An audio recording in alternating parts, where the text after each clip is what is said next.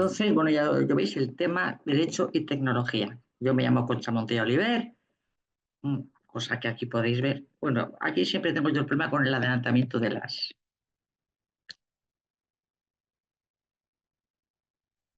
Siempre tengo el mismo problema.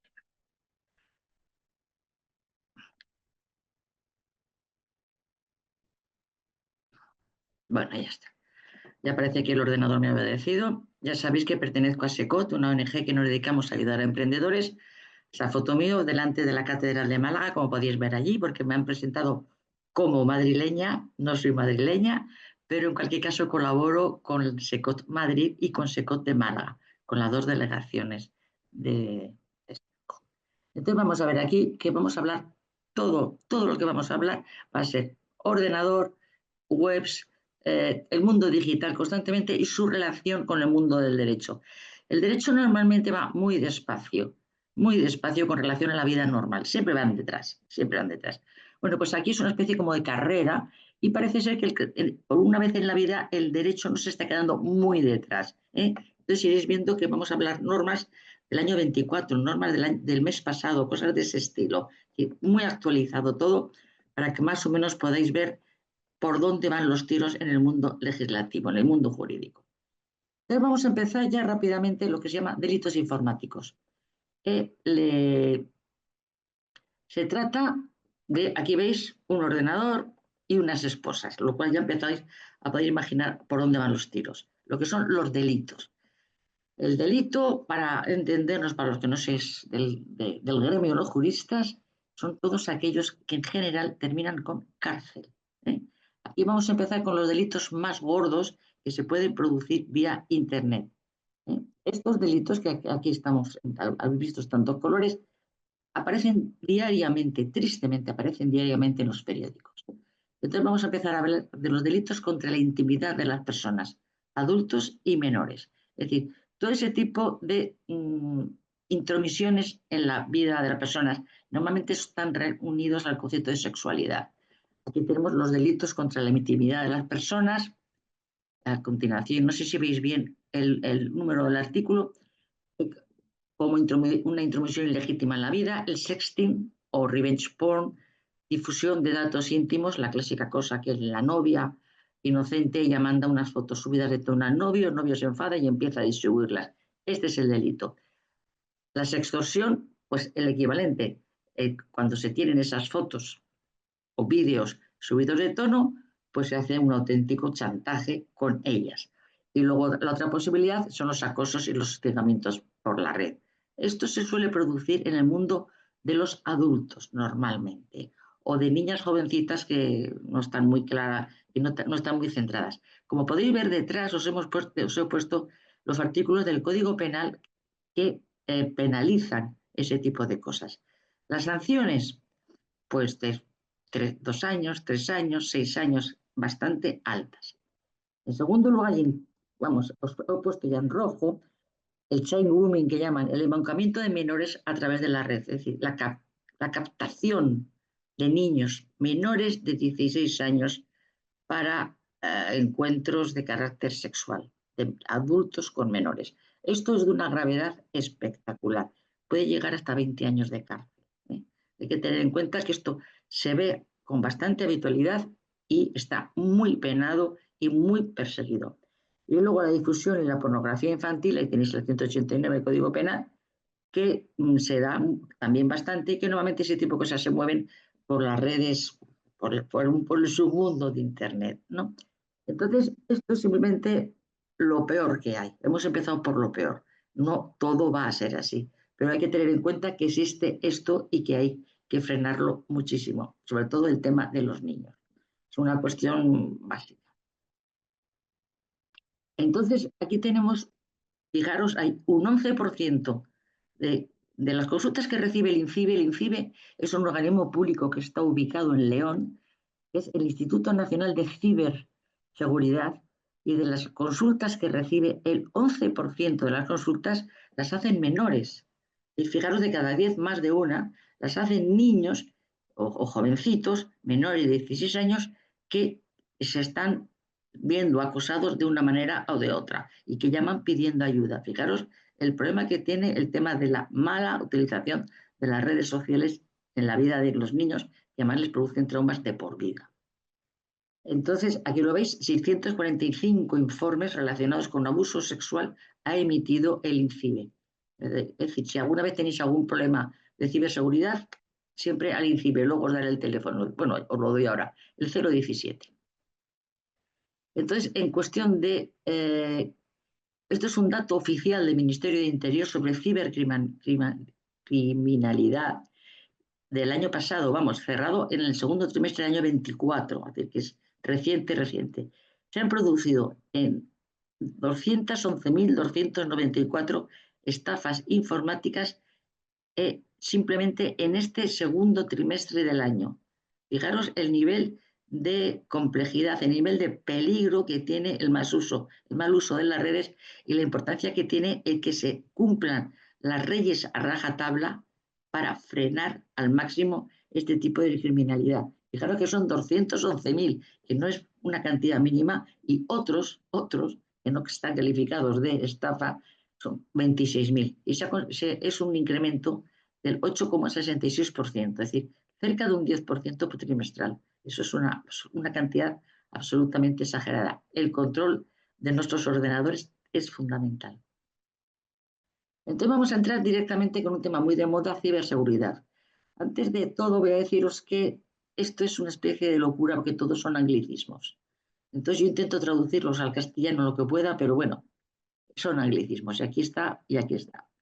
Entonces, como norma también, que os quería decir, delante de cada capítulo de esta exposición vais a tener una relación de normativa toda seguida. Yo normalmente no voy a entrar en esta normativa, simplemente como se os entrega la presentación, si algún día necesitéis saber qué normas son aplicables a cada caso, aquí las tenéis cerradas al 1 de diciembre de 24. Son normas cerradas al día 1 de este mes. Es decir, están actualizadas. Si alguien quiere... Pero esto es simplemente para que lo guardéis en casa, bueno, en casa no, en el ordenador, y se quede. Entonces, volviendo a los datos del INCIBE sobre la ciberseguridad, sobre las infracciones, sobre todos los incumplimientos legislativos que se producen, que se denuncian, mejor dicho, ante este organismo público, aquí tenéis los datos que son, pues, empecéis a sumar y prácticamente llegáis a 100.000.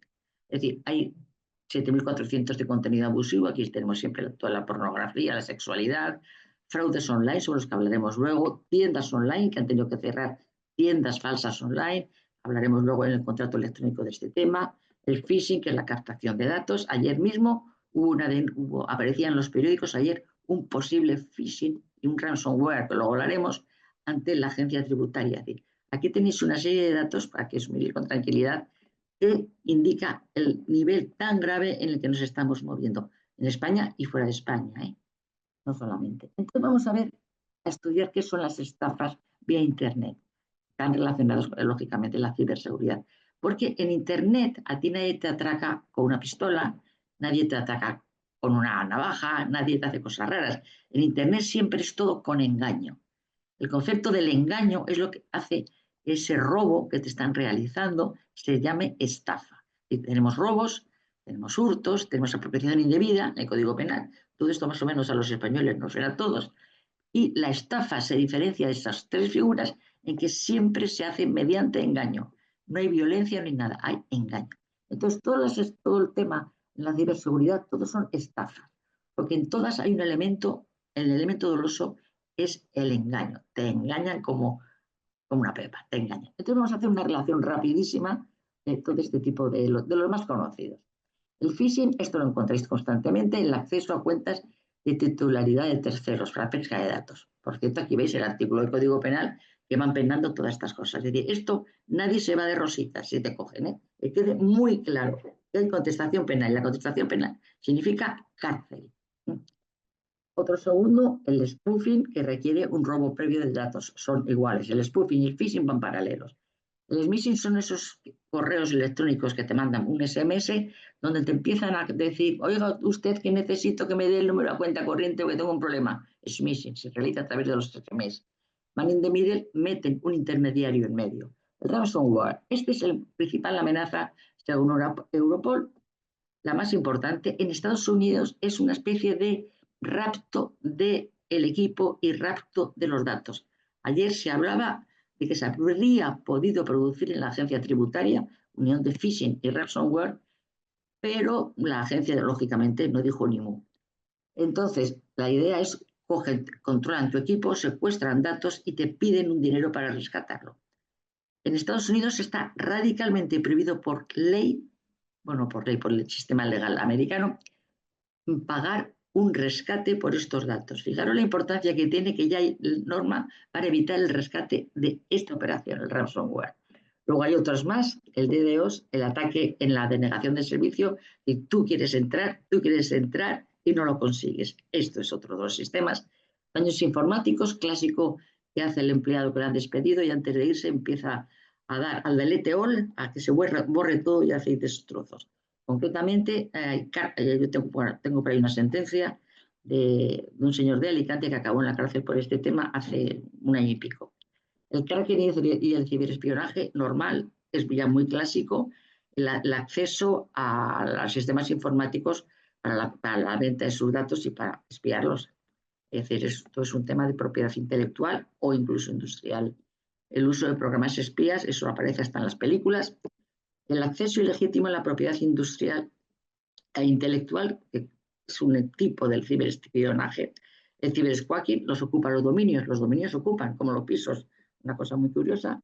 La suplantación de proveedores que se utilizan también con el sistema del cibersquatting. Te pones en el lugar del tercero.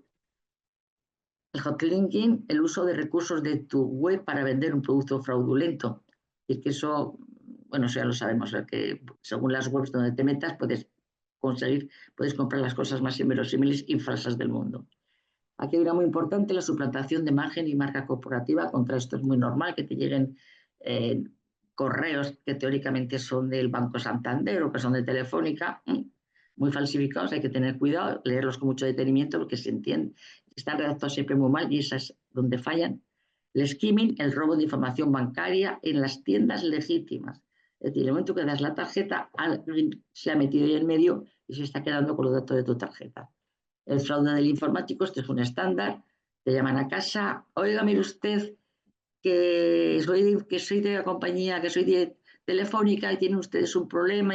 Mentira y gorda, es muy clásico, muy fácil.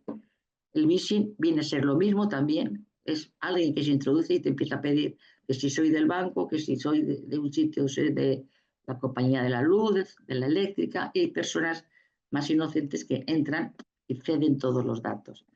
Ingeniería social, este es muy curioso, estás trabajando, recibes un correo de tu jefe, te ordena hacer una transferencia y la haces. Bueno, pues resulta que no era tu jefe y tú has hecho con la mejor buena fe la transferencia. De esto también ya hay algunas sentencias por ahí circulando.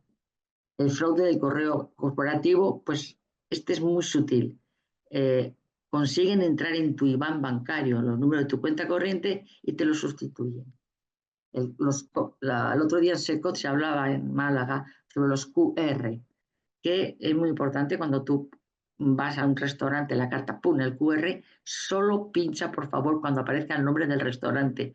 No se te ocurra pinchar cuando aparece otro nombre. Es básico, pero la gente pica. WhatsApp es súper seguro. Pero se ha detectado un fraude en WhatsApp que está en el tema de cambiar los colores. ¿Quiere usted cambiar los colores? Por favor, no cambiéis nunca los colores de WhatsApp. Dejarlos como está, el verdecito ese, aunque no te guste, porque es un sistema efectivo, aun teniendo en cuenta que WhatsApp es muy seguro.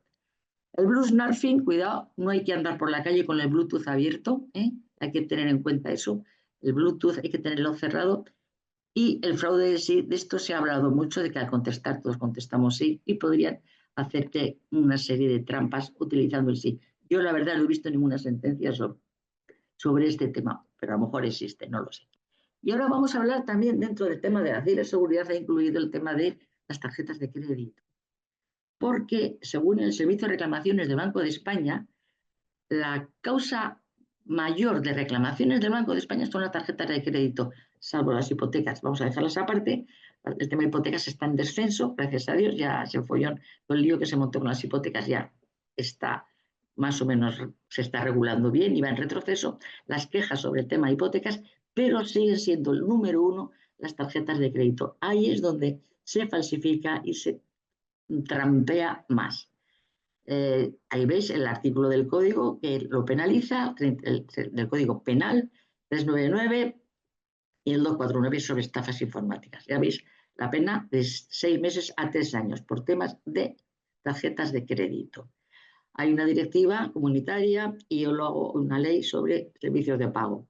Ya sabéis todos, porque esto lo sabemos todos, que hay una franquicia de 50 euros, que son las 50 euros los paga el usuario y el resto de lo que te han quitado de tu cuenta corriente a través de la tarjeta de crédito lo paga el banco, siempre y cuando el banco no logre demostrar que tú has hecho un mal uso de la tarjeta, claro, porque cuando firmamos los contratos de tarjeta de crédito hay que tener en cuenta que siempre hay un apartadito que dice que el usuario se compromete a bien cuidar la tarjeta de crédito.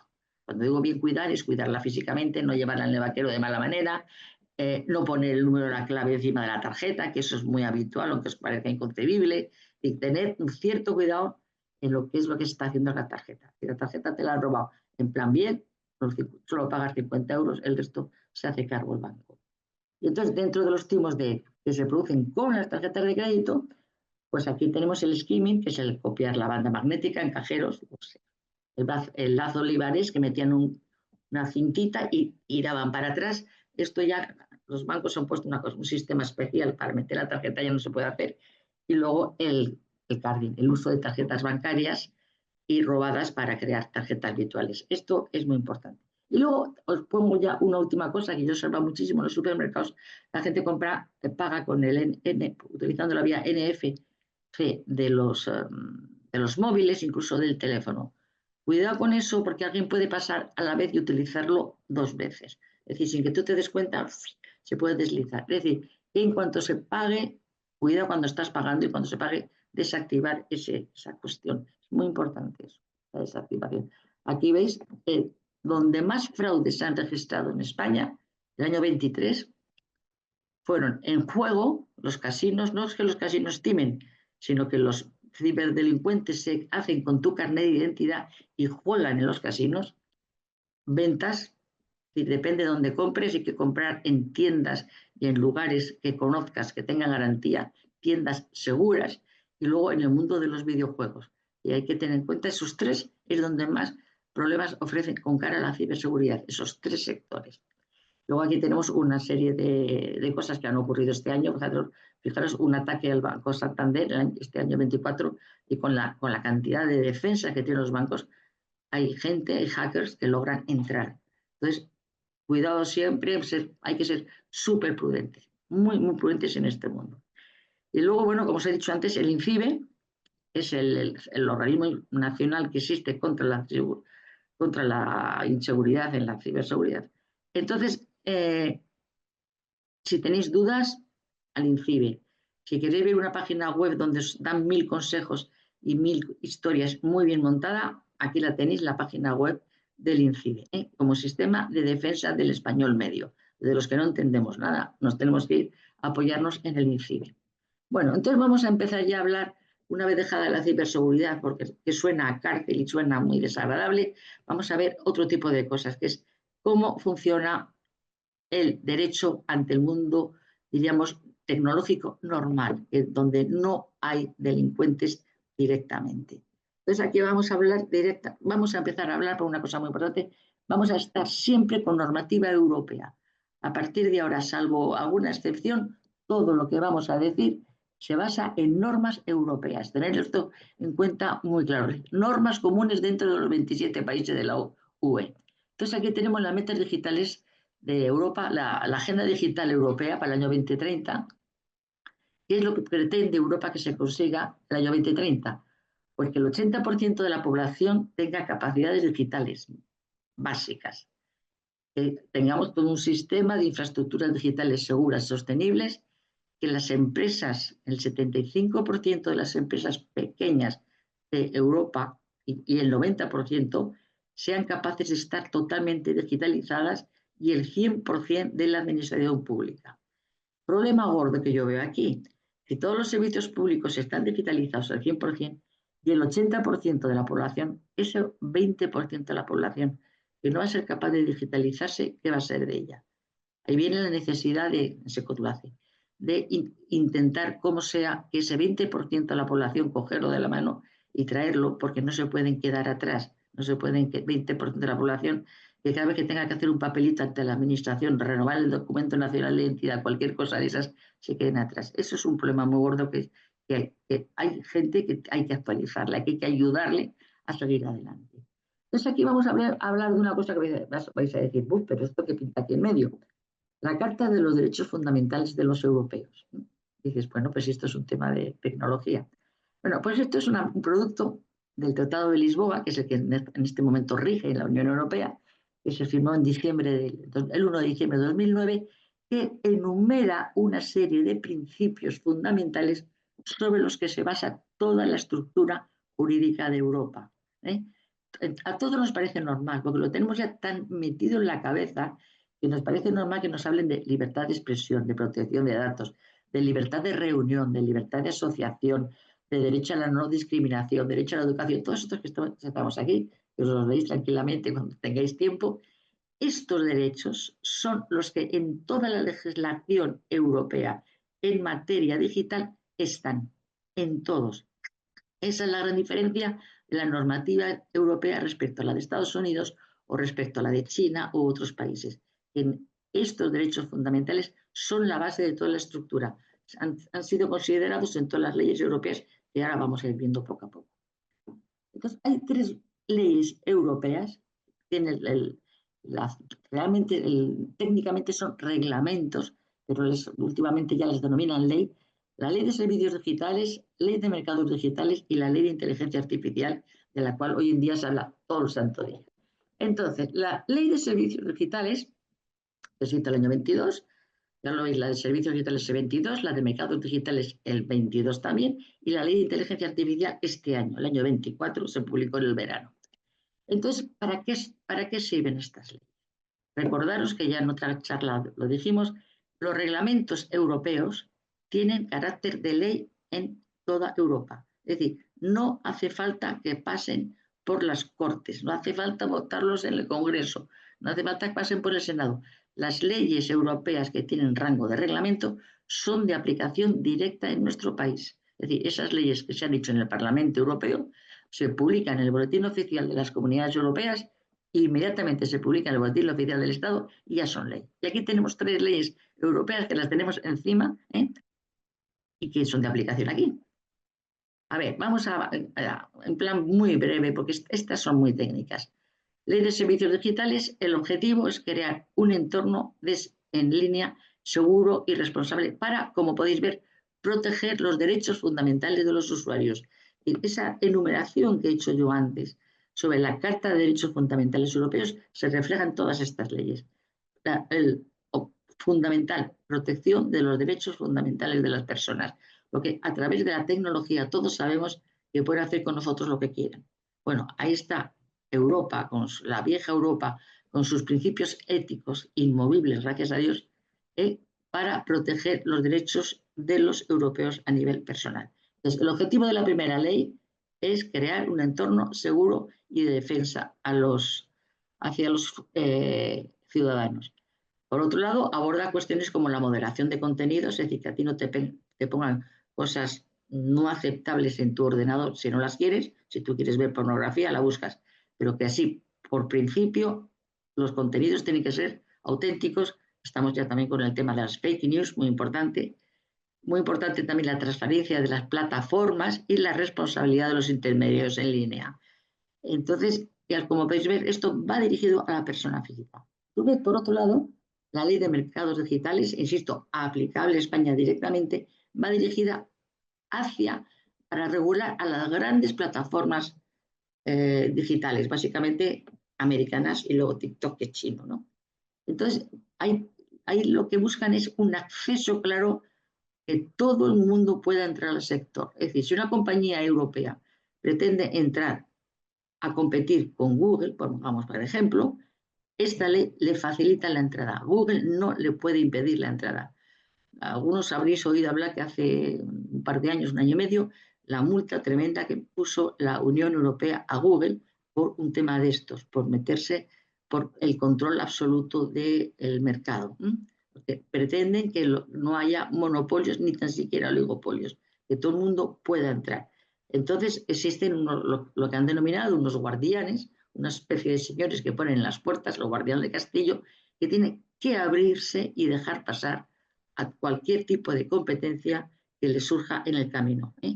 Y de esa manera se garantiza mejores precios, mejor atención al consumidor, una mayor oferta de servicios. Al final siempre veis está la defensa de los derechos fundamentales de los europeos. Como responsabilidades, la ley de servicios establece unas responsabilidades, sobre todo para lo que he dicho antes, la eliminación de los contenidos ilícitos y garantizar la transparencia. El concepto de transparencia es un concepto que va a aparecer en todas las normas europeas. La transparencia, el derecho que tenemos los europeos de poder ver a través de eso, saber lo que están haciendo con nosotros. La transparencia es un principio garantizador de la Unión Europea y se ve, ya lo vais viendo en cualquier operación digital que se vaya haciendo. Y la ley de mercados impone, pues eso, el dejar, como os he dicho antes, permitir la entrada de cualquiera en el mercado. La tercera ley que hemos citado es la ley de inteligencia artificial, es decir, el tema de absolutamente de moda en este momento. Bueno, aquí tenéis como siempre la ley europea, la normativa que ponemos siempre, y luego tenemos la creación de la Agencia Española de Inteligencia Artificial.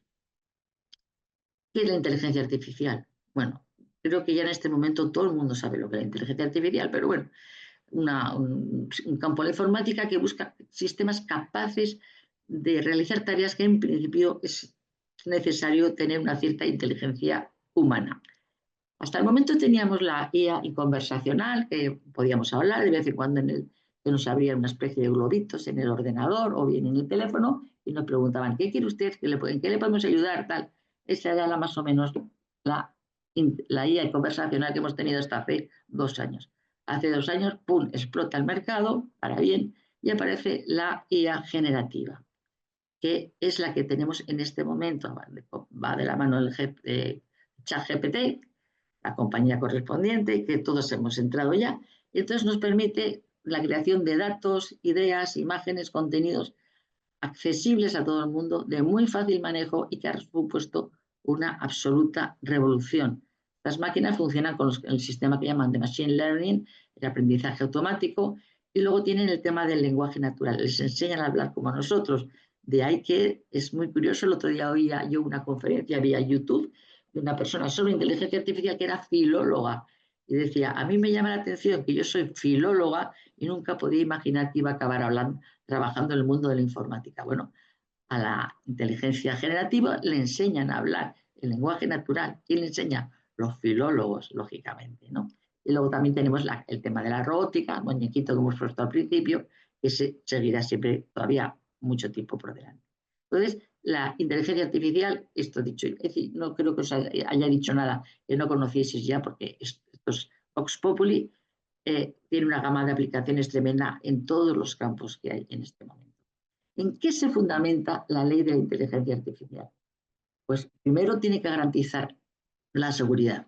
Tiene una serie de riesgos, hablaremos ahora, que tienen que estar garantizados porque no nos podemos exponer a determinadas malas conductas vía inteligencia artificial. Por supuesto, como vuelvo a repetir otra vez y lo repetiré a lo largo de toda la charla, la protección de los derechos humanos en la versión europea. Entonces es privacidad, no discriminación, trazabilidad, la innovación, competitividad, es decir, tenemos de absolutamente de todo. Entonces, aquí estamos adelante. La innovación representa una innovación y representa una apertura al mundo de la competitividad. Fundamental, la supervisión humana. Muchos habréis visto novelas, leído novelas de tipo distópico, como puede ser, yo que sé, Un mundo feliz de Huxley, habéis visto la película de Matrix, que también plantea ese tema, la necesidad de que haya supervisión humana encima de cualquier máquina. La novelística y el cine distópico plantean que los ordenadores se rebelan y empiezan a dirigir el mundo, ¿no? Pues con independencia de esta posibilidad, que los novelistas lo han traído desde hace ya muchos años lo han puesto sobre el papel, el tema de la supervisión humana dentro de la inteligencia artificial es muy importante. Tiene que estar siempre dirigido por un ser humano. otra cosa que considera la ley es la confianza de los ciudadanos en la inteligencia artificial. La ley quiere que los ciudadanos confiemos en que esto va a ser para bien, que no va a ser para someter al mundo. Y luego, por otro lado, otra cosa muy importante de la ley es el marcado UE, que va a hablar. Es decir, cuando compramos un juguete, en este momento, ahora que estamos en época de Navidades y vamos a comprar juguetes, siempre buscamos o debemos de buscar que esté el marcado UE, es decir, un cartelito que pone Unión Europea en el envase. Bueno, porque nos da garantía de seguridad y una serie de, básicamente, garantías de seguridad. Bueno, pues entonces una de las cosas que tiene ordenado la ley de inteligencia artificial es que va a haber un marcado UE en los productos hechos con inteligencia artificial, que en este momento no se está cumpliendo. Pero bueno, si tú coges un TikTok, por ejemplo, y aparece un señor guapísimo, una señora maravillosa que te está explicando una cosa, una perfección absoluta, eso está hecho con inteligencia artificial, pero no lo ponen. Tienen obligación de poner que esto es un producto fabricado con inteligencia, bueno, fabricado, realizado con inteligencia artificial, para que el usuario sepa en cada momento cómo y dónde está. Lo que decíamos antes, el principio de la transparencia, el derecho a saber qué es lo que se está haciendo. Y ahora vamos a ver una cosa muy importante que regula la ley de la inteligencia artificial europea, los riesgos. ¿Cuáles son? Porque a lo que tememos realmente, la inteligencia artificial nos ofrece una cara magnífica, pero ofrece unos riesgos importantes. Entonces, la Comunidad Europea, el Parlamento Europeo en su ley, los ha evaluado y los ha puesto en una relación como riesgos inaceptables y prohibidos, porque son una amenaza que vulneran los valores de la Unión Europea. Ya veis el tema de la Carta Fundamental que antes he sacado, como prohibido totalmente la manipulación psicológica subliminal, explotación y vulnerabilidades, el social scoring que llaman, o biometría a distancia en espacios públicos. Se trata de que tú puedas ir con libertad por la calle, sin que te estén haciendo evaluaciones. Hay un problema aquí muy gordo. China tiene un sistema de evaluación de su población que le van dando puntos dentro de este sistema, y según los puntos, porque eres un buen chino, pues tienes mayor acceso a beneficios sociales, a que tus hijos vayan a un colegio, a otro. Esto, por ejemplo, para la Unión Europea es inaceptable, curiosamente. Y eso sí, y eso que los chinos han firmado varios de los acuerdos con los europeos y los americanos sobre este tipo de cosas, pero bueno, ellos lo hacen a su aire. Otro tipo de riesgos son riesgos altos, sistemas que están sometidos a una regulación especial y una supervisión. Áreas reputadas como sensibles que afectan, como siempre, a la seguridad o a los derechos fundamentales en estructuras críticas, como puede ser transporte y la energía. Imaginaros lo que sería un corte del sistema, de todo el sistema, toda la red eléctrica nacional, lo que podría ser eso, que se volviese loca la inteligencia artificial y ¡pum!, se nos cortase toda la energía eléctrica. Muy importante en la salud, en el empleo, en todos los aspectos importantes de la vida, como podéis ver, están sometidos a una regulación y una supervisión humana para que la inteligencia artificial se quede siempre en su lugar. Luego, por otro lado, ya en cuestión de pura seguridad, los productos que en este momento necesitan autorización de la UE a través del marcado que decía antes, por ejemplo, las máquinas, los juguetes, ascensores sanitarios y vehículos. Todo este tipo de cosas que afectan a la seguridad normalmente tienen un marcado ya UE, y en este momento va a ser un marcado UE relacionado con la inteligencia artificial. Es decir, va a ser un paso adelante a lo que tenemos en este momento. Riesgo bajo, lógicamente, hay cosas que tienen un riesgo muy bajo, que normalmente son los sistemas que utilizamos ahora. Es el sistema clásico de información, que antes hablaba de que te abre una burbuja en la pantalla y te preguntan cosas y ese tipo de cosas. Ahora bien, volviendo al principio de transparencia, insisto, la transparencia va a aparecer en todos los lugares. Los usuarios pues tienen que saberlo. Es decir, cuando se te abre una burbujita tiene que decirte: hola, soy la inteligencia artificial de la compañía telefónica, por ejemplo. Te lo tienen que informar. Insisto, hasta el momento nadie está informando, pero te lo tienen que informar. Y luego el riesgo mínimo, que son la mayoría de las aplicaciones IA, por ejemplo, los videojuegos normales de casa y cosas de esas. Vamos, cuando digo de casa, que se utilizan en casa, no los que están en red. Pues están exentos de las obligaciones porque tienen un riesgo mínimo. Y luego hay un quinto riesgo que no está, estos primeros aparecen en el artículo 5 de la ley, creo que es el 5 o 6, no, en este momento estoy hablando de memoria. Hay un último riesgo que aparece en el artículo 56, creo que son los riesgos sistémicos, que son los auténticamente muy problemáticos. Es la posibilidad de que un fallo o un error en el sistema pueda causar grandes daños. Entonces, es decir, que van como un dominó, que caen y se llevan por delante a todo. Este es un tema muy delicado y aquí la Unión Europea, a través de su ley, exige unas regulaciones potentes, es decir, claras, transparentes, auditorías y evaluaciones constantes para evitar todos los sesgos posibles y todos los riesgos que pudiesen afectar realmente a la vida de las personas. Cuando hablamos de inteligencia artificial hay unos mecanismos de control. Entonces, ¿qué es lo que se discute? ¿Qué es lo que se habla? Pues la imputar una mayor responsabilidad a los desarrolladores, que es muy importante, de la inteligencia artificial. Se habla mucho sobre los costos de desarrollo, porque el coste, por ejemplo, de energía eléctrica de la inteligencia artificial es tremendo. Y llega un momento que dice que no se sabe si vamos a tener potencia bastante. Otra cuestión, esta regulación, la regulación europea, la ley europea sobre inteligencia artificial podría desacelerar la innovación. Los requisitos que pide la ley europea van en contra de la evolución en Europa y a favor de la evolución en otros países que no tienen en cuenta sus principios éticos. Pues eso la historia no lo dirá, lo que es hoy en día difícil de saber.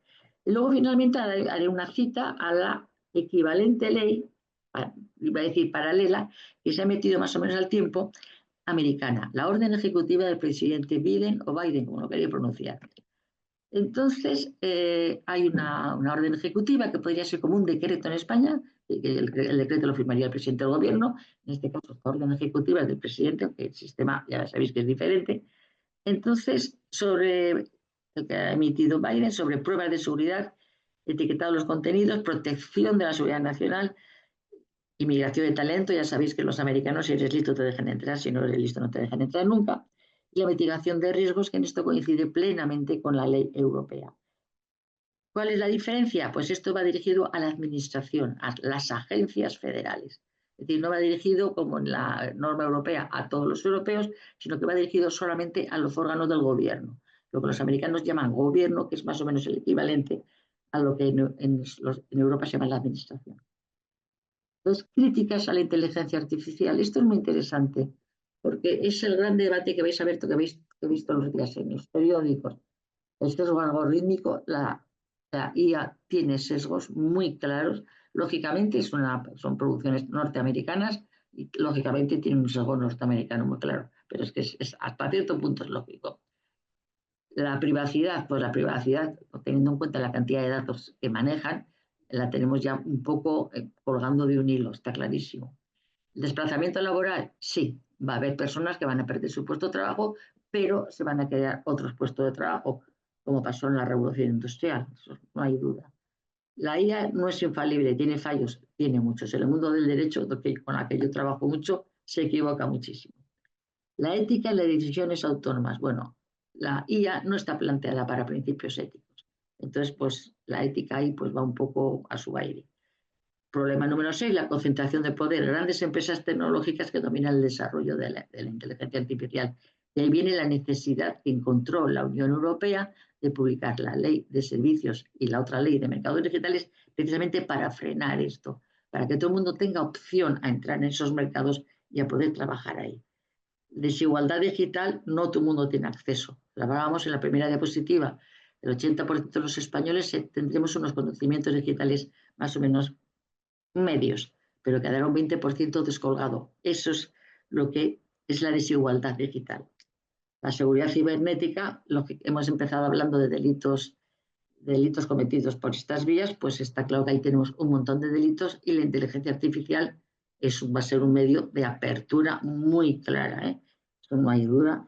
Y luego la ruptura de la propiedad intelectual. ¿Qué pasa? Cuando hablábamos antes del machine learning, del aprendizaje al que están sometiendo a la inteligencia artificial, ¿qué pasa? Pues que se les introduce una serie de conocimientos que normalmente ha hecho, ha realizado, ha redactado antes una persona física. Y esos conocimientos están protegidos por las normas internacionales de propiedad intelectual. ¿Qué pasa? Pues que la propiedad intelectual en este momento se la están saltando, porque reconocen, y Meta ha reconocido que no hay dinero para pagar toda la propiedad intelectual que hay en el mundo. Entonces, bueno, esto es un problema muy gordo. Hay algunos periódicos como el New York Times que se niega rotundamente a que entre un artículo suyo para enseñar a las máquinas, pero ahí está. O se enseña a las máquinas o las máquinas no sirven para nada. Eso es el principio. Bueno, entonces estábamos hablando, si os acordáis, de la ley de mercados y servicios digitales, y hablábamos de una de las cosas importantes era abrir Concha, el mundo a la Concha, competencia. disculpa. Dime, Pregunta María Jesús Nieto que si el hecho de no informar no es sancionable. de no informar a qué. Yo creo que se Bueno, refiere a no informar todavía será sancionable. Hay un régimen de sanciones en la ley de inteligencia artificial. Simplemente la ley es muy, muy larga, muy potente y está pendiente de desarrollo prácticamente todos sus artículos. Es decir, que en los próximos 2 años habrá 1000 normas desarrollando artículos de la inteligencia artificial.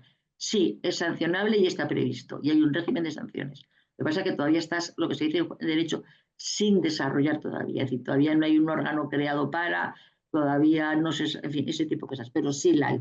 Pero habrá que esperar un poquito. Estamos hablando de una ley que es muy importante, que va a regular nuestra vida en los próximos años y que ha salido este verano, a finales de verano. Pero sí que lo hay, sí. Muchas ¿Alguna pregunta gracias. más? Pues nada, si no hay más, con vuestro permiso sigo. Bueno, entonces vamos a entrar dentro de la defensa de la competencia. La defensa de la competencia en este momento en Europa es el comisario con más poder que hay en Europa, son los de defensa de la competencia. Aquí tenéis la normativa, podéis ver que las 3 primeras normas son leyes europeas. Es decir, todo este derecho es europeo. De estos 3 reglamentos que tenéis al principio, es derecho europeo. Luego tenéis alguna ley española que siempre son aplicaciones de directivas, pero las más importantes, derecho europeo aplicable directamente en España. La defensa de la competencia. Objetivos. La vigilancia, ya veis cómo esto es, al final todo es lo mismo, lo vais a ver, esto es todo muy parecido. Vigilancia de empresas tecnológicas para evitar abusos de posición dominante. Esto encaja directamente otra vez con la ley de mercados y servicios, las 2 leyes de mercados y servicios digitales que hemos hablado al principio. La vigilancia de las empresas tecnológicas. Toda la normativa de competencia europea se dirige al escrutinio de fusiones y adquisiciones en el ámbito digital. Imaginaros que las 3 o 4 grandes compañías americanas se unen y ¡pum! Y crean un monopolio y ahí pueden hacer lo que quieran con nosotros. La promoción de la neutralidad de la red fundamental, la protección de la privacidad. Ya podéis ver que esto coincide con nuestros derechos fundamentales, el impulso de la transparencia. Eso ya os vuelvo a repetir, imprescindible, en todo lo vais a encontrar. Fomento de estándares abiertos también, es decir, estas cosas, objetivos de todo el sistema de defensa de la competencia, tanto a nivel europeo como español. La protección del consumidor es el número uno siempre, y de ahí surge una necesidad de cooperación internacional y un equilibrio muy difícil entre la regulación y el fomento de la innovación. Como podéis ver, los objetivos son muy interesantes porque la competencia es lo que garantiza que el consumidor, tenga precios buenos y no le engañen. Es decir, esto es un tema fundamental con respecto al consumidor, a la persona de a pie, al europeo que va por la calle tranquilamente. ¿eh? Entonces, la defensa de la competencia en Internet, pues hay una autoridad en España, la Comisión Nacional de los Mercados y de la Competencia. Antes que habéis hablado de sanciones, hay un régimen sancionador por prácticas anticompetitivas que está desarrollado. Y luego, como podéis ver, todo va directamente a la protección de consumidores apoyándose en una ayuda europea. Y ahora vamos a ver, dentro del tema también de los derechos fundamentales, otra cosa que se ve afectada de manera indirecta por toda la normativa nueva, es los datos personales. Ya sabéis que aquí tenemos una ley sobre datos personales más el reglamento europeo, que produce muchísimas dudas a las personas, muchísimas dudas. Entonces vamos a hablar un poquito de ello, aunque ya yo creo que está bastante debatido, pero bueno, seguro que habéis oído ya alguna charla sobre este tema, seguro. Como podéis ver, en primer lugar, la correspondiente ley, al frente de todo, la correspondiente ley europea, el Reglamento Europeo sobre protección el Reglamento General de Protección de Datos, y luego ya en segundo lugar, una ley orgánica española también sobre protección de datos que surge de ese reglamento. En este caso, se hizo una ley, bueno, esta es la segunda o tercera ley española, la primera una LORCA que apareció hace lo menos ya 20 años. Entonces, este es el sistema que tenemos en España de protección de datos. Entonces, los datos, la gente se me lía un poquito, pero es muy fácil. Bueno, muy fácil, es muy amplio, pero para los principios básicos son fáciles. Lo que llamamos los derechos ARCO. Este acrónimo ARCO, hay que aprendérselo, es el que establece los derechos básicos del mundo de la protección de los datos de carácter personal. Derecho de acceso. Los usuarios tienen derecho a confirmar que se están tratando sus datos personales de una manera bien. Derecho de rectificación, la R. Pueden solicitar que se corrijan los datos que no son exactos. Derecho a cancelación, pueden solicitar que se eliminen, y el derecho al olvido, pueden decir, olvídate de mí, o por favor no citéis a mi abuelito y lo que pasó en la Guerra Mundial. ¿Me explico? Estos derechos, los arcos, son los fundamentales, sobre los que se estructura todo el sistema de la protección de datos personales, es decir, el derecho de acceso, de rectificación, de cancelación y el olvido. ¿Qué pasa con los derechos, los datos personales? Pues que normalmente hay una tendencia abusiva a pedir más datos personales que los datos que necesita la empresa o la persona que te los está pidiendo. Entonces, puedes ir a un bloqueo de datos, es decir, oiga, por favor, estos datos no me los traten. Puedes ir a un sistema de limitación de tratamientos. Puedes limitar el tratamiento de datos en ciertas circunstancias y tienes derecho a llevártelos a otro lado. Por ejemplo, imagínate tu historia médica, estás en un hospital y te quieres ir a otro hospital. Le dices, deme usted mi historia médica, que me lo lleve, que me la llevo, y usted olvídese de mí, borre todo lo que hay en ese hospital, que me lo llevo a otro. Portabilidad de datos, esa posibilidad. ¿Qué personas intervienen? Aquí otro tema que es un poco, la gente se nos lía. Y yo lo he reducido a lo mínimo posible. A lo mejor, si entramos ya en plan serio, dices, está muy justo lo que has dicho aquí, pero lo mínimo para entendernos, que es lo importante. El interesado, la persona física a la que se refiere los datos personales, cualquiera de nosotros. El encargado de tratamiento, el que trata los datos, le hace la persona que taca, al otro lado de la mesa te está pidiendo los datos y los está metiendo. Responsable del tratamiento, pues el jefe de informática suele ser el jefe de esa persona que te está metiendo los datos. El delegado de protección de datos, no es obligatorio tenerlo en todos los lugares, en todas las empresas, es a partir de un nivel de facturación y de empleados. Supervisa el cumplimiento de las normativas y asesora. Puede estar en la empresa o puede estar fuera, puede ser un asesor externo que le coges el teléfono cuando tienes una duda y te lo soluciona, una especie de asesor externo, en definitiva lo que digo. Autoridad de control, la Agencia de Protección de Datos, que es la agencia española que puede instruir expedientes sancionadores y que termina con unas multas altísimas. Y en el tema de protección de datos hay que temer mucho a la Agencia de Protección de Datos porque las multas son muy altas.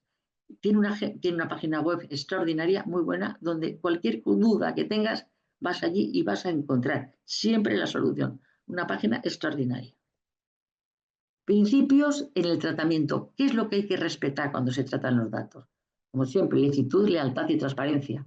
Estos son principios ya, diríamos, éticos, es decir, que sean verdaderos, que estén hechos con lealtad y transparencia. Ya sabéis, la palabra transparencia que aparece en todos los lados. La limitación de la finalidad solamente se tiene que coger para lo que son, para nada más. Insisto, que es muy normal que pidan datos de más. Minimización de los datos viene a ser lo mismo, se recogen los relevantes y no en exceso. Tiene que ser exactos, esto coincide con el principio de lealtad y licitud. Y el plazo de conservación, bueno, el plazo de conservación en el mundo del derecho, pues es lo que Dios quiere. Depende, en este caso depende del tipo de datos. Incluso puede llegar a depender hasta de las comunidades autónomas, fijaros. ¿Cuánto tiempo se lleva? Dice la ley que el tiempo necesario. Pues el tiempo necesario es lo que se llama jurídicamente un concepto jurídico indeterminado. No quiero entrar en teorías, pero esa es la definición exacta. Por ejemplo, los datos laborales y fiscales se guardan 4 años, la factura 5, lo contable 6, aquí los tenéis. Entonces, los datos se guardan el tiempo necesario que diga la correspondiente ley que afecte a ese dato. ¿Me explico? Hay que ir a una ley aparte o una norma administrativa que te lo diga. Por supuesto, los datos tienen que protegerse. Esto coincide, esto de la integridad y seguridad, coincide con las obligaciones que tienen todas las entidades de proteger los datos y que a su vez es una protección ante la ciberseguridad y ante los delitos informáticos. Esto va, insisto, os lo he dicho ya 20 veces, todo va unido a su manera, aunque la gente le dé la impresión de que no está unido, está todo unido. Y luego, por otro lado, responsabilidad proactiva. Hay que ser activamente, es decir, la responsabilidad, para eximirte de la responsabilidad, tienes que demostrar que tienes una actitud muy activa para bien cumplir. Si no, en principio, los tribunales imputan a los bancos, imputan a las compañías telefónicas, en fin, a todo ese tipo de entidades grandes, les imputan por no haber hecho lo que debían, de una manera muy activa. Las obligaciones de tratamiento de datos, explícito y tácito, y por supuesto lo que acabo de decir, una medida de seguridad potente. Es decir, si hay un escape de datos en un banco, los tribunales le van a pedir mucha responsabilidad al correspondiente banco. Entonces, luego existe, por supuesto, las transferencias internacionales, que hace falta el consentimiento y, por supuesto, la transparencia, y tiene que haber un principio de reciprocidad. El principio de reciprocidad es clásico de derecho internacional público, y es: yo te doy lo que tú me des, tú me das, y yo te lo doy en las condiciones que tú me lo des. Si no hay un principio de identidad en lo que das y en lo que recibes, no puede ser. Y ahora vamos a hablar ya, diríamos, vamos a bajarnos un poquito de las grandes leyes europeas y vamos a ir un poquito más andar por casa, que es cómo se comporta el derecho ya en la vida más de la empresa, en la vida del emprendedor. Vamos a entrar en el contrato electrónico.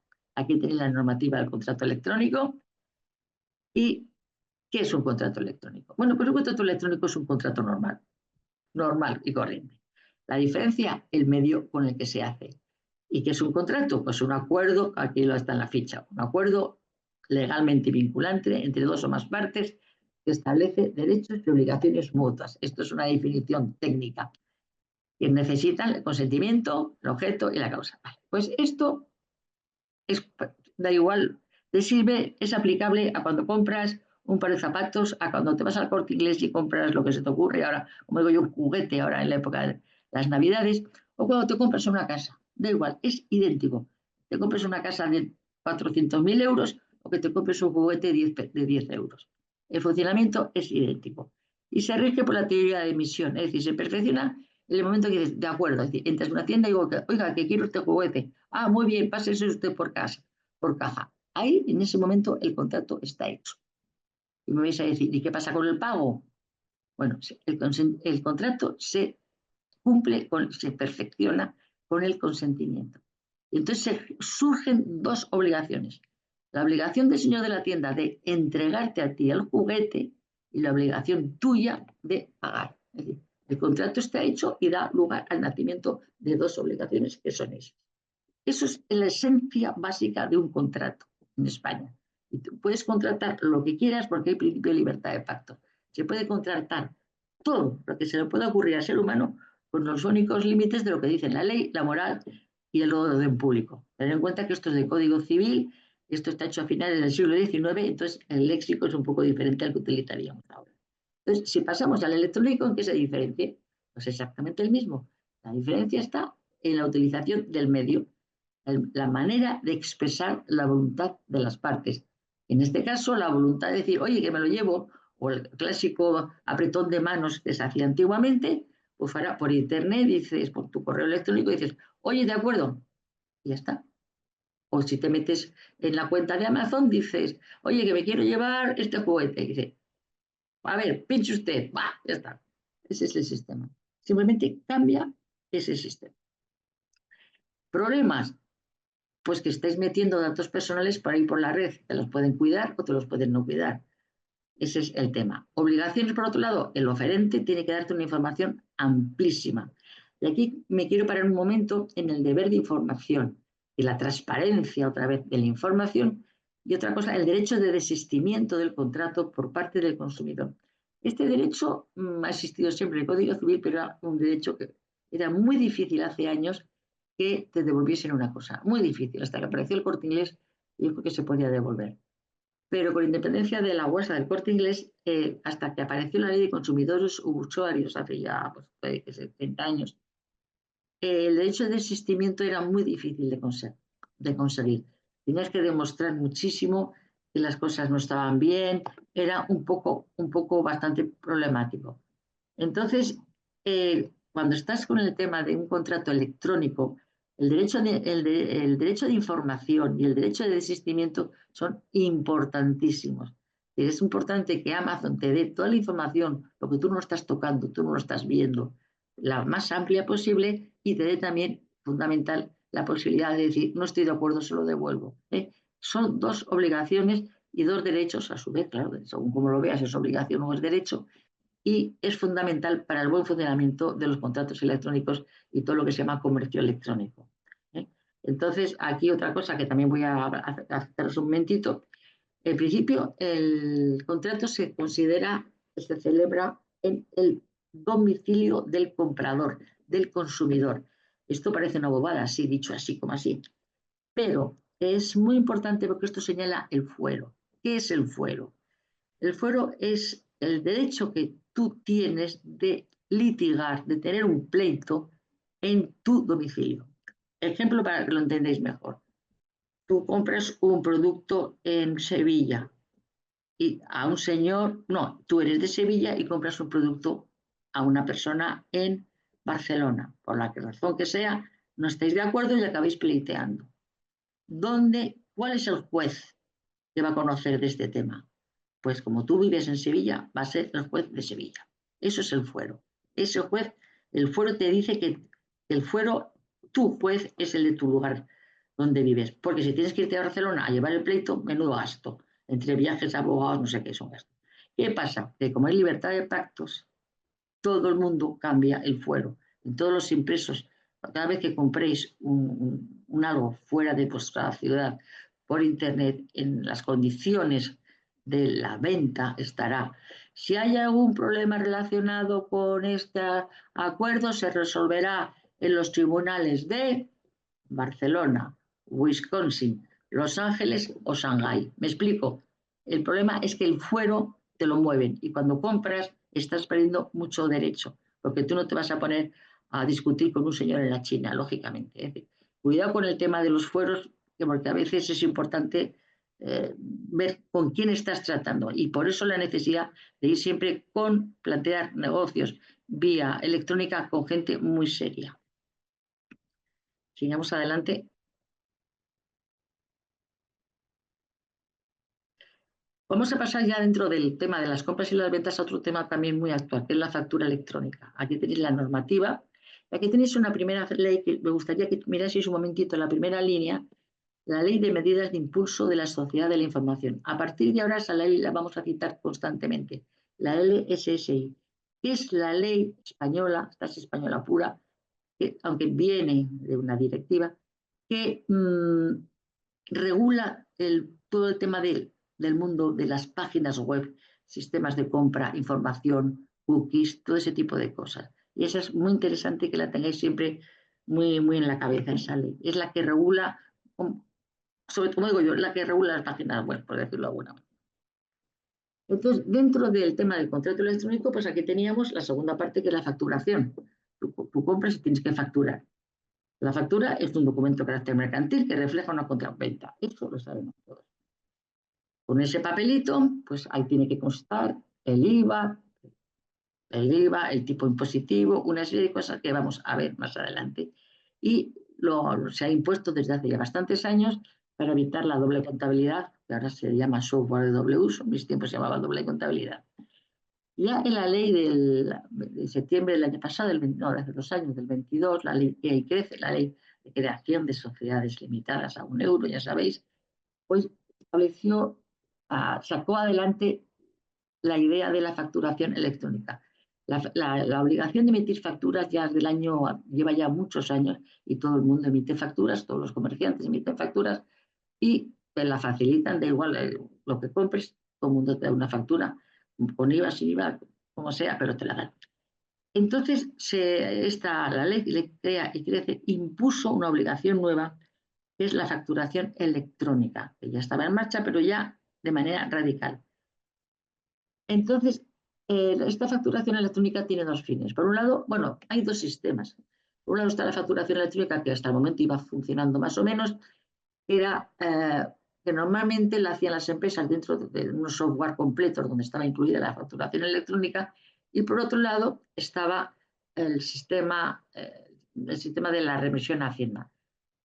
Básicamente, en este momento tienes la facturación electrónica clásica, pero Hacienda ha metido exactamente hace una semana, esto es de hace una semana, esta normativa, ha publicado lo que llaman el Verifacto, que es un sistema de facturación que, con independencia de la facturación electrónica que tú podías tener en tu aplicación o contratada con otra empresa fuera de tu empresa, este es un sistema nuevo por el cual, aquí lo veis con este pictograma, que desde el momento en que se produce la compra, directamente observarlo, generación de un fichero informático, va directamente a la agencia tributaria.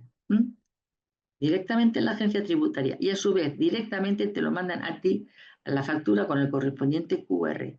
Es decir, el tema ya es un control absoluto, carácter fiscal, en los preámbulos de esta norma lo pone, carácter fiscal en la información fiscal, que viene a conjuntarse con las obligaciones que había de factura electrónica. Esto es un tema ya dentro del mundo empresarial, incluso ya a muy pequeño nivel, porque esto se va imponiendo y en junio de este año 25 ya es de aplicación prácticamente a todo el mundo. Muy pocas personas ya van a estar fuera de este sistema. Insisto, por un lado la factura electrónica pura y por otro lado la facturación Verifacto. Esto es gratuito, por cierto, a las otras se paga el sistema, pero esto es gratuito, por el cual la agencia tributaria va a tener copia de todas las facturas que se emiten en este país de manera instantánea. ¿Qué es lo que hay que poner en una factura? Pues lo normal. El número cronológico es muy importante en la factura. Como uno se equivoque en el número, tiene que hacer un montón de cosas para volverlo a poner bien. La fecha de emisión, los datos del emisor, el cliente, descripción de las operaciones, el tipo impositivo, muy importante, porque luego al final estamos con los IVAs adelante y atrás, la fecha de prestación de servicio, las posibles retenciones y los medios y condiciones de pago. Esto es lo que es una factura clásica. Para operaciones de menos importe, el clásico ticket que te dan en las tiendas cumple completamente los requisitos. Y luego la facturación electrónica, lógicamente, formato electrónico, firma electrónica avanzada, ahora hablaremos un poquito de la firma, la aceptación por parte del destinatario, y luego las administraciones públicas tienen su mundo. Si tenéis la suerte de poder contratar con las administraciones públicas, pues mira qué bien. Y luego, por supuesto, lo que os acabo de decir, la factura simplificada de los tickets para operaciones de pequeño importe. Importante dato, las facturas se conservan 4 años. En este momento yo ya diría que este dato es un poco obvio, porque si se lo va a quedar Hacienda ahí lo tiene, para toda la vida, vamos, para toda la vida. Teóricamente lo tendrán 4 años también, pero ya no es necesario tanto acreditamiento porque lo va a tener Hacienda. Ya que hablábamos de firma electrónica, pues ahora vamos a por la firma. Aquí tenéis la normativa sobre firma europea, que veis otra vez empieza en un reglamento europeo. Es decir, es una normativa que viene de Europa también. Todo esto viene de Europa. Entonces, la firma electrónica, está clarísimo que la tenemos ahí, es fundamental, es la base, una de las bases sobre la que se fundamenta la transformación digital, identifica personas y documentos y está, como os he dicho, basado en un reglamento europeo. Sí, quiero haceros, que lo he puesto aquí, que la llamada ley de firma electrónica en España está derogada. Lo digo para que tengáis en cuenta que si alguna vez buscáis en el boletín oficial la ley sobre firma electrónica, está derogada. Entonces os tendréis que venir a esta fichita que tenéis aquí, y aquí lo tenéis más o menos el tema de la firma electrónica.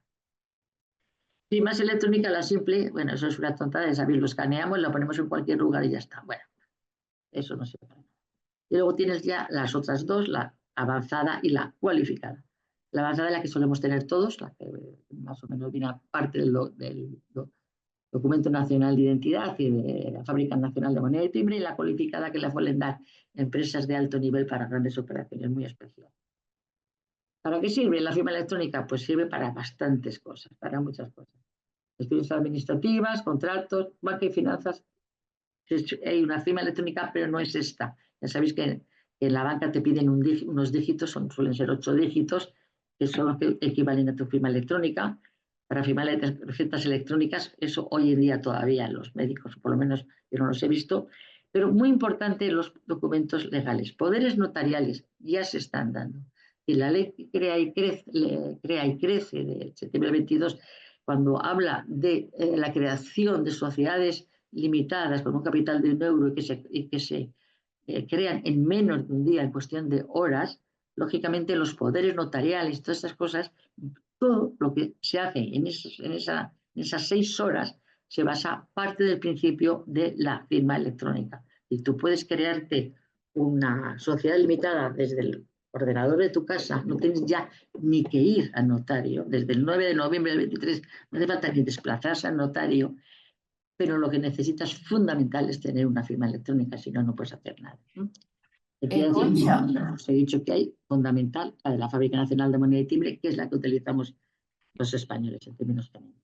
Concha, un momentito. Es que pregunta Jorge Félix que si se puede usar la firma del certificado electrónico como firma electrónica de la factura. La firma es que, mira, se lo voy a contestar ahora mismo. En estos 2 puntos, mira, es que Gracias. la diferencia, el problema está en que normalmente hay una confusión sobre lo que es el certificado digital y lo que es la firma digital. Entonces, para firmar una factura hay que firmar con firma digital.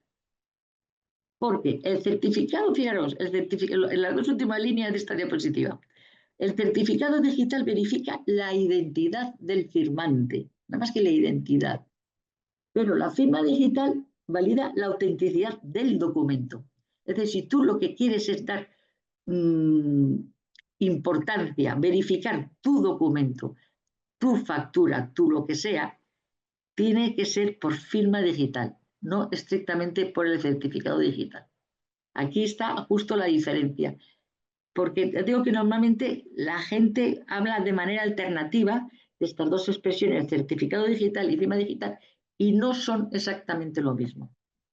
No son exactamente lo mismo. Entonces, porque uno es identificativo y el otro da autenticidad a lo que estás firmando. Este papel es válido. Esa es la diferencia. Por eso, en principio, se habla siempre de firma digital. No sé si lo he contestado la pregunta con esto, la verdad. Y sí, dice que sí, que perfectamente. Muchas gracias. Vale, fenomenal. Venga. Entonces, y luego, pues la otra parte, la contrapartida, ya sabéis que en vosotros que sois emprendedores, el tema contable, la partida doble, siempre hay una contrapartida, ¿no? Pues la contrapartida a la firma electrónica es como te contesta la administración, con el código seguro verificación. Ya sabéis que te contestan de Hacienda con unos dígitos, pues yo nunca me he entretenido en contarlos, yo que sé, puede haber 20 o 30 dígitos todos seguidos que representan la firma electrónica, por decirlo de alguna manera, lo digo entre comillas, del funcionario público que te está tramitando ese documento. Se supone que a través de la carpeta ciudadana podrías comprobarlo. Bueno, yo la verdad que, bueno, si tienes ganas de comprobarlo, pero no le veo mayor interés el tema. Pero el código de seguro de verificación es la identificación con la que te contesta la administración pública. Entonces, ahora seguimos con el mundo del emprendimiento, hemos hablado de la firma, la factura, y ahora nos vamos a introducir cada vez más en el mundo del marketing digital, si os parece bien, y vamos a entrar por lo más fácil, que es la publicidad. La publicidad aquí, si os fijáis, aquí no hay reglamento europeo, es de las pocas cosas en las que no tenemos reglamento europeo. ¿Qué es la publicidad? Para un emprendedor, la publicidad es fundamental, fundamental. Para cualquiera que pretenda crear un mundo con clientes, tiene que moverse, su marca tiene que verse, su producto tiene que verse, tiene que verse. Entonces vas a la publicidad. Ventajas, pues ya sabemos, puedes prospección de clientes, aumenta las ventas, la publicidad en Internet, porque estamos refiriéndonos a la publicidad en Internet, online, el bajo costo, muy barato, y tiene mayor alcance. Y además depende de un alcance, el planeta Tierra entero y verdadero. ¿Cómo te lo plantees? Pues claro, cambia mucho si lo quieres plantear a través de cuestiones con Google o te lo planteas a través de metiendo contenido, metiendo, yo que sé, a través de Instagram, a través de TikTok, en fin, hay 1000 maneras de plantearse el tipo de publicidad. Los anuncios clásicos de redes sociales, que estábamos ahora hablando, a través de TikTok o de Instagram, puedes hacer maravillas.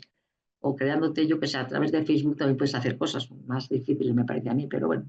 Los banners, pero esto ya son cosas que ya hay que pagar de alguna manera.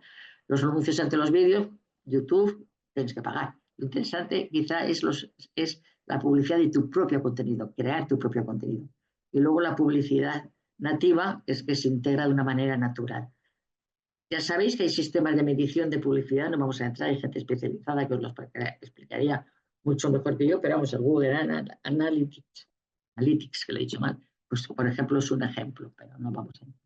Pero, ¿qué hace aquí el derecho? ¿Qué hace aquí el derecho? Si no decimos algo, pues no tiene gracia.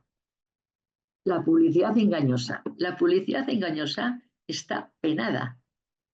Es decir, no se puede engañar al consumidor. El principio de transparencia, y pues estamos venga a hablar desde la Carta de los Derechos Fundamentales de los Europeos, tiene que verse también en la publicidad. El usuario, el consumidor, el ciudadano tiene derecho a que lo que le expliquen, a lo que le anuncien, sea auténtico, sea veraz, sea lícito. Y entonces, pues hay una norma que castiga la publicidad engañosa. Tú no puedes engañar, porque el engaño y la estafa están unidos, como decíamos al principio. La estafa y el engaño están unidos, y es un delito. Entonces, ¿qué es lo que penaliza? La información falsa o engañosa, la ocultación de información relevante, también es importante, comparaciones inapropiadas, porque sabéis que en publicidad se puede comparar, es muy peligroso, pero se puede, si es inapropiado, o los testimonios falsos. Lógicamente veis esto y decís, de cajón, es normal, porque esto no va con un sistema ético decente. Por vía penal puede caer una multa de 12 a 24 meses por engañar en publicidad. Yo, la verdad, no he visto ninguna sentencia en este sentido. Aparte que esto no va de oficio y lo tienes que impulsar tú, y se necesita una querella. Las querellas las impulsa personalmente una persona, no es una denuncia por parte de la autoridad. Y luego hay otro tema que es vía administrativa, que te pongan una multa. Esto sí que es bastante normal, que te pongan multas por publicidades malas o incluso por publicidad en la televisión esta que está medio escondida, que prácticamente no parece que hay publicidad y te están metiendo un anuncio. Eso también está perseguido y es el Instituto Nacional de Consumo el órgano que se encarga de meter las correspondientes multas ante estos incumplimientos de la ley. No sé qué le pasa a mi ordenador, pero que no le apetece adelantar. Entonces vamos a pasar a otra zona que es el marketing digital. Esto vamos a hablar muy poquito porque todos vosotros sabéis un montón sobre esto y ya no vamos a hacer muchas cosas. Aquí tenéis las leyes que regulan el marketing digital, pero el marketing digital tiene un tema muy importante. Hay que cumplir la normativa aplicable, hay que cumplirla. Si no, llegas a un momento muy gordo que tienes conflictos legales y una crisis reputacional. Una marca que has estado trabajando durante años en la red para que la marca funcione y que de repente tiene una crisis reputacional porque tienes un incumplimiento jurídico importante y te llevan en la cárcel o es un escándalo en los periódicos, has hundido el sistema, te has hundido. Entonces, es muy importante conocer los aspectos básicos del marketing digital y cumplirlos a rajatabla, porque todo lo que inviertas se te puede hundir. Los principios del marketing digital: privacidad, protección de datos, no publicidad engañosa y derecho a no recibir comunicaciones no solicitadas. Esto es el ABC, no tiene vuelta de hoja y además es de tan sentido común que a cualquiera se le ocurre. No hay mayor problema. Hay un montón de sistemas de marketing, hay todas unas técnicas, es eterno. Supongo que algunos de vosotros habréis hecho cursos sobre marketing, de hecho en SECOT se dan. Y fundamental, el consentimiento expreso para enviar las comunicaciones, que nadie lo respeta, pero bueno, ahí está. Digo que la ley respeta porque nunca sabes de dónde te llegan los correos y cuando pides la baja una vez te la dan y otras veces no te la dan. Aquí tenemos un enlace con la ley LSSI que decíamos antes, que es el tema de las cookies, las landing page, los leads. Esto viene todo regulado en esa ley que habíamos antes del servicio de la sociedad de información. Y luego, finalmente, una cosa que os desaconsejo profundísimamente, si queréis hacer algún tipo de cosa de contenidos, por favor, promociones y sorteos no hagáis, porque la normativa de promociones y sorteos es tan complicada que yo os la desaconsejo como abogado absolutamente a todos, porque no pueden entrar menores, tú no puedes garantizar que no sean menores, la gente no te quiere dar el carnet de identidad, es imprescindible que te lo den. Desaconsejado de verdad en el tema de contenidos, no entréis en ese aspecto. Y ahora vamos allá a otro tema ya final que conecta con lo que nos queda muy poquito tiempo, con la inteligencia artificial de alguna manera, Big Data, que es el conjunto, un sistema que se refiere a un conjunto de datos extremadamente grandes que supera cualquier tipo de capacidades actuales. Tiene unas características fundamentales, muy rápido, el volumen, vas con V, una gran variedad de datos que pueden tener, la velocidad en la gestión es imprescindible, los datos tienen que ser auténticos y el valor pues tiene una gran importancia para extraer, para tomar la toma de decisiones. Se aplica en negocios, en ciencia, en salud, en epidemiología, se aplica en climatología, es muy importante para la climatología, y cualquier técnica emergente, como hemos dicho antes, la inteligencia artificial y el aprendizaje automático. El Big Data ha sido un elemento fundamental para la creación y desarrollo de la inteligencia artificial. Vamos a ir rápido porque quiero entrar en el blockchain. El blockchain es un registro digital descentralizado que almacena datos, miles de datos, es decir, prácticamente lo que llamamos Big Data prácticamente va a ir. ¿Son lo mismo Big Data y blockchain? Por supuesto que no, pero tienen tantos puntos en común que hay que entrelazarlos, es decir, blockchain son entrelazados, pues van a entrelazarlos. Las características de blockchain es la descentralización total, la inmutabilidad, no hay quien lo mueva, la seguridad, la criptografía que lleva también es inmutable y la transparencia. Son datos que son visibles. Eso es lo muy importante. Tiene el rendimiento, tiene un problema de escalabilidad y tiene, como siempre, el problema de cómo lo vemos públicamente, la percepción pública, la sensación de que nos están invadiendo, de que no nos están dejando terreno a nosotros mismos. El blockchain, y aquí quiero parar un poquito, tiene una aplicación muy importante en criptomonedas. Las dos más conocidas, Bitcoin y Ethereum, y me interesa mucho señalaros que el euro digital se está ya trabajando en Frankfurt en este tema sobre el euro digital, que va a estar también aquí dentro poco para todos los europeos. Y el euro digital se basa en el blockchain. ¿Para qué más sirve el blockchain? Para los contratos inteligentes, pero aquí hay una cosa muy importante, en la votación. Las votaciones electrónicas en Europa, votaciones a los parlamentos, están garantizadas a través de un sistema de blockchain. Mientras que en Estados Unidos, por ejemplo, tardan más de 2 meses en contar los votos. Yo no sé si ya han acabado de contar los votos de las elecciones últimas. En Europa ya sabéis que a las 8 o las 9 de la noche tenemos todos los datos, porque se hace con este sistema. Eso es muy, muy, muy importante. Entonces, ¿qué relaciones tienen en común el blockchain y el Big Data? Almacenamiento seguro, en los dos casos. Se puede rastrear el historial en las vía blockchain y eso es muy importante para poder auditar, para tener bajo control el Big Data. Y luego en un futuro está claro que en algún momento llegarán a, no sé si a unirse, pero sí a enlazarse ambos dos. Tienen enfoques diferentes, pero ofrecen unas soluciones muy importantes en el momento actual tecnológico. Es decir, Big Data recoge millones de datos y blockchain de alguna manera los organiza para poder utilizarlos de una manera en concreto. Y ahora, casi como despedida, vamos a hablar un momento de los criptoactivos. Esto es un tema que se hace por Internet, que está regulado y que sobre todo es la gran incógnita y todo el mundo pregunta. Aquí, en vez de estar en primer lugar, hemos puesto en último lugar el reglamento. Ya hay un reglamento del año 23, de hace nada, de junio, hace justo un año, relativo a los criptoactivos. El MiCA, que llama, el reglamento MiCA. Entonces, es un marco normativo uniforme que va dirigido a los emisores y luego a los intermediarios, a los prestadores de servicios, a esos dos puntos. ¿Qué objeto tiene el reglamento? Pues garantizar la protección del consumidor. El criptoactivo es muy especulativo y hay que cuidar, porque si no, el consumidor se queda perdido. Es decir, la protección del consumidor, la transparencia, la estabilidad financiera y fomentar la innovación de mercado y mitigar riesgos financieros. Esto lo estoy leyendo radicalmente, como podéis ver, pero son los objetivos del reglamento MiCA. ¿Por qué? Porque el criptoactivo es un derecho, es un valor y representa muchísimo dinero. No es un instrumento financiero, es decir, no puedes identificarlo en este momento, exactamente con el dinero, porque el dinero es una unidad de medida, un medio de pago y un depósito de valor. Las criptomonedas en este momento son un medio de pago y un depósito de valor, muy arriesgado como un depósito, pero es un depósito.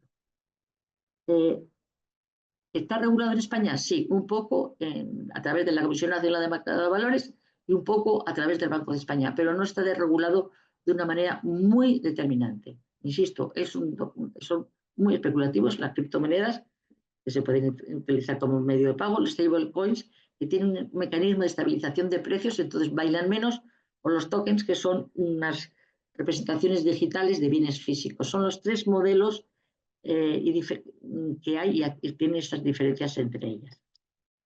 Como curiosidad, en el año 23, cuando yo hice la primera vez que trabajé en esta presentación, un Bitcoin valía $34.000. Ayer noche, a las 21:46, ayer por la noche, valía $95.000. Imaginaos cómo ha subido este instrumento. Aquí tenéis un dibujito, un gráfico de cómo va, de repente sube, baja. Aquí veis que es un elemento absolutamente especulativo, lo podéis ver simplemente con esta curva. Y estos son los datos al otro día, el Día de Acción de Gracias, que fue la semana pasada, los americanos, donde salen ahí en inglés. Fijaros cómo va desde el año 2011, 2013, que prácticamente no valían nada, el año 21, cuando pasa la pandemia, la gente se anima, vuelve a bajar, especular, y ahora está subiendo otra vez. Estos 2 últimos días ha bajado, lo estuve mirando por curiosidad, lleva 2 días bajando un poco, pero fijaros cómo ha podido subir. Quien haya comprado aquí se ha hecho rico, se ha vendido, claro, porque esto no son valores para mantener en una cartera, estos son valores para comprar y vender. Entonces ya vamos finalizando. El cloud computing es la idea que tiene la Unión Europea de que en un futuro todo esté en la nube, porque además la nube se puede acceder a ella sin ningún problema, es escalable y puede meter todo lo que quieras. Características, la utilizas según tu necesidad en cualquier lugar, se paga por uso, ya sabéis que el pago por uso es una tendencia actual, se paga por uso ya los coches de alquiler, se paga los renting. La tendencia actual es que todo va a acabar pagándose por uso. Estos son los primeros pasos, pero en 3 o 4 años va a ser todo así. La escalabilidad, que es muy importante en todo el tema digital, la escalabilidad es uno de los elementos más importantes, y luego el mantenimiento automático. Estrictamente no es un mantenimiento automático, lo mantienen personas especializadas, empresas que se dedican a eso, pero diríamos los proveedores. Al usuario se lo mantienen, tú no haces nada. Entonces, bueno, si queréis, como curiosidad, los programas del kit digital y mi carpeta ciudadana están basados en el cloud computing. El Internet de las cosas, ya para despedirnos, bueno, pues es no hay ninguna norma, no hay ninguna norma jurídica, simplemente una guía de la Agencia de Protección de Datos, y es la vida de este montón de cositas digitales que tenemos en casa, los objetos cotidianos que tenemos conectados con Internet. No hay regulación alguna, pero cuidado, que por aquí pueden entrar virus, pueden entrar bichos, puede entrar cualquier tipo de malware. Aparentemente la vida está tranquila, pero de alguna manera los tenemos abiertos. Cuidadito con el tema, cerrarlos de cuando los utilicéis, cuando vayáis de vacaciones, todo ese tipo de cosas.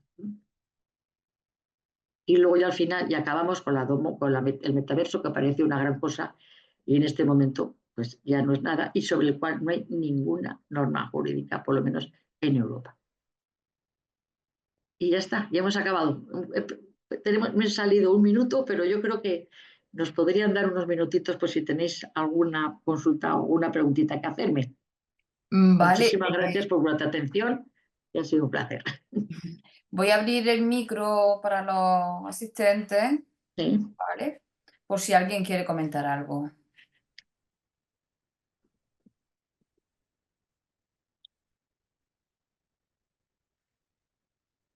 Pues ya lo tenéis abierto, no sé si alguien quiere Yo creo que he ido algo. tan deprisa que no me han entendido. Que he ido tan deprisa. Es que el tema es muy, muy intenso. Este es mucho. Bueno, y no he hablado nada de la propiedad intelectual.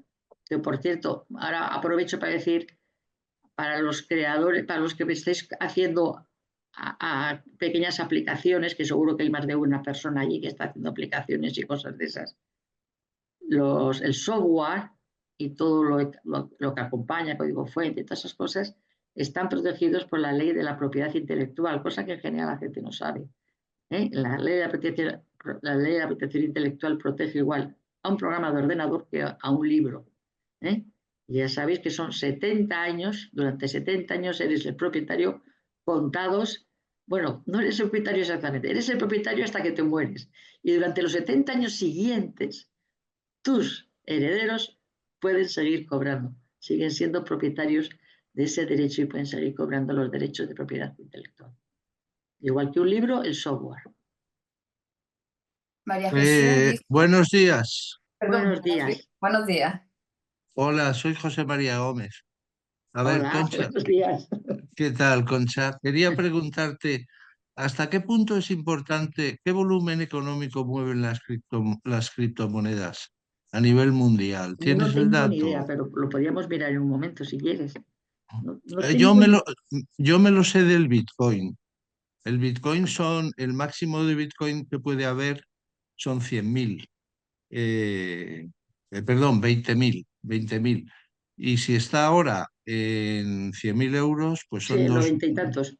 son 2 billones. Mm. Quiere decir, es dinero, ¿no? O sea, yo no lo tengo, Pues ni yo. pero a nivel mundial tampoco es una gran cifra, ¿no? Es que, ten en cuenta que es que hay muchas criptomonedas. Es que normalmente hablamos de Bitcoin, pero está el Ethereum, está no sé qué. El otro día me están volviendo a mí loca, mandándome propaganda. Vamos, estoy haciendo unos cursos de una cosa. Entonces me están todo el día con el tema de las criptomonedas. Es que hay muchas diferentes. Es decir, la más popular, Ethereum o los Bitcoins, pero es que hay muchas. Hay muchas criptomonedas y cada vez hay más. De ahí ha salido la obligación de la regulación europea, el MiCA, sobre el tema, porque claro, si solo hubiese dos, de alguna manera, aunque solo sea golpe de teléfono, pues decir, oye, ¿y qué pasa? ¿No?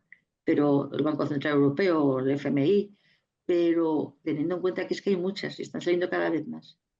A mí lo que, y claro, son unos activos que andan por ahí digitales que de repente suben, que de repente bajan y que no tienen ninguna garantía, simplemente la pura confianza, absolutamente ninguna, la confianza en el sistema. Y ese es el gran problema.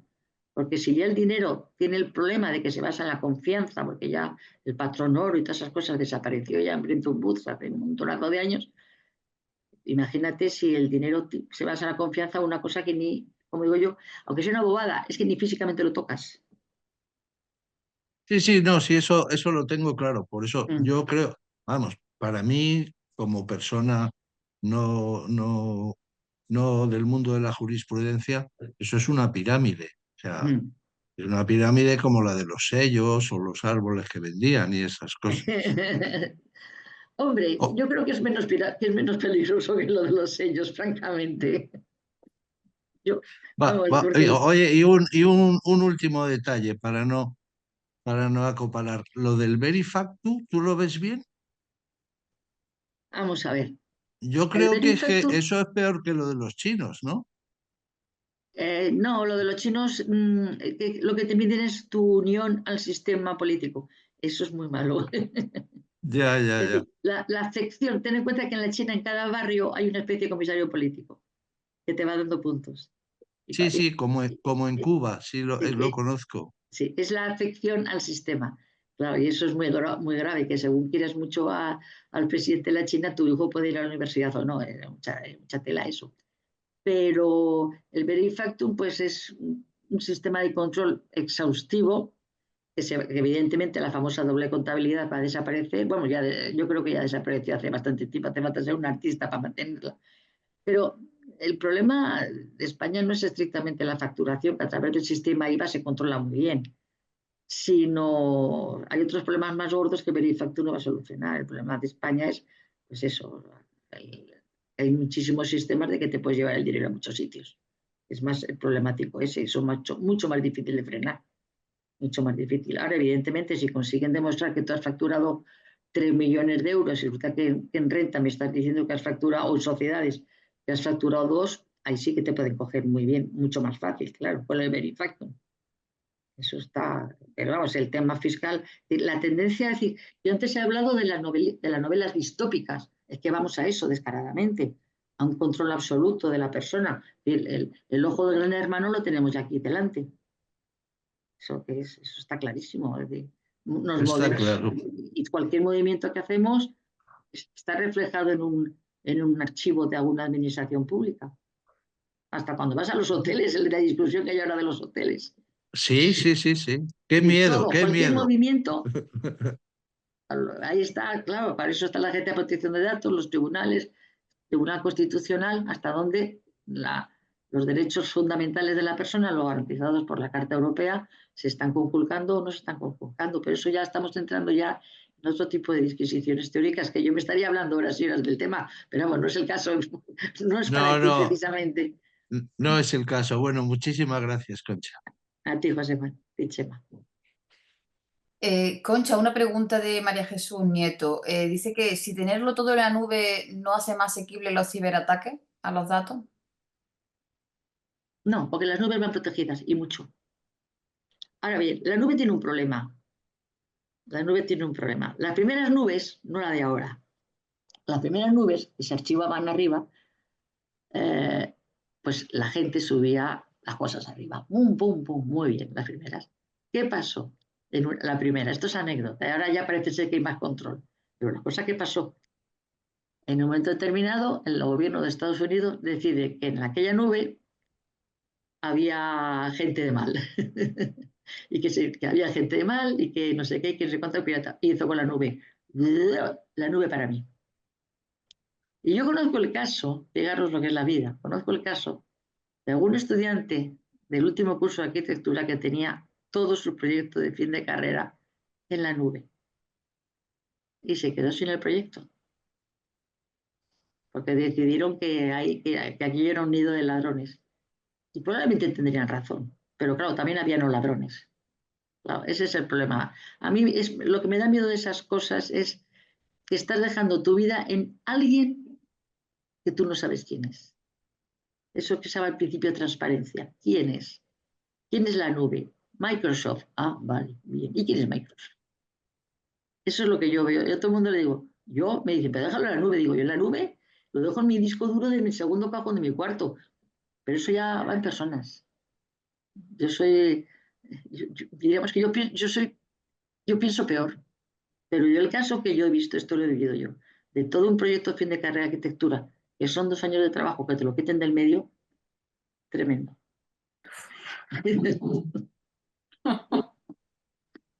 La verdad que sí. Yo por eso, a mí se me dijo, tú cógete un pincho, todo tu información, un pincho y al vaquero, te lo metes en el bolsillo del vaquero. Ahora, claro, la empresa grande pues necesita una capacidad muy grande de almacenamiento y ahí tiene sentido. Pero claro, no es cuestión de la ciberseguridad, sino, bueno, sí, la ciberseguridad entra ahí, las patentes industriales y cualquier cosa te la pueden copiar ahí arriba. Claro, conecta con la ciberseguridad que acabas de decir tú, por supuesto que sí. ¿Alguna pregunta más? Tenéis la posibilidad de abrir el micro, si no, pues despedimos la jornada que ya hemos superado con creces 11 el minutos. Bueno, pero el tema era tan denso que tal vez lo requería. Pues muchísimas gracias a todos y a todas por vuestra asistencia, vuestra participación, la colaboración. Disculpa, Encarna. Sí. Es que no quería dejar de darle las gracias a Concha, que ya se las he dado por el chat, pero quería hacerlo en vivo y en directo. Muchísimas gracias, porque me he enterado de cosas que para mí eran difíciles de entender y un poco incomprensibles. Gracias, Bueno, pues ya buen sabéis día. Ya sabéis que os van a mandar la presentación, porque yo hago unas presentaciones Sí, muy sí. pesadas, pero precisamente por si alguien quiere, luego las puede leer tranquilamente en casa. Porque luego, si os fijáis, me salto a la mitad cuando los pongo. Sí, además hay cosas que se pueden ir y que teniendo la presentación, pues ya refrescan la memoria. Muchísimas gracias. Pero mandaremos Gracias a ti por tu atención. la presentación y la grabación, mandaremos las dos cosas. Todo el mundo en el chat te da las gracias, Concha, por tu intervención. Yo también te las doy. Disculpar a Diego, presidente de SECOL Jaén, porque ha tenido que salir un poquito antes de la reunión. Ha estado ahí con nosotros hasta los últimos 5 minutos, pero tenía otra sesión que impartir él. Y Concha, pues todo lo que dice la gente en el chat, y lo reitero yo, muchísimas gracias por tu intervención. Muy interesante a pesar de la densidad del tema y de la complejidad del tema. Pero nos afecta tanto que tenemos que estar así, escuchándote y aprendiendo de ti. Pues si no hay nada, ninguna intervención más, pues muchísimas gracias a todos por vuestra asistencia y a ti, Concha, por supuesto. Pues nada, a vosotros ya sabéis que a vuestra disposición y para cuando queráis podéis contar conmigo.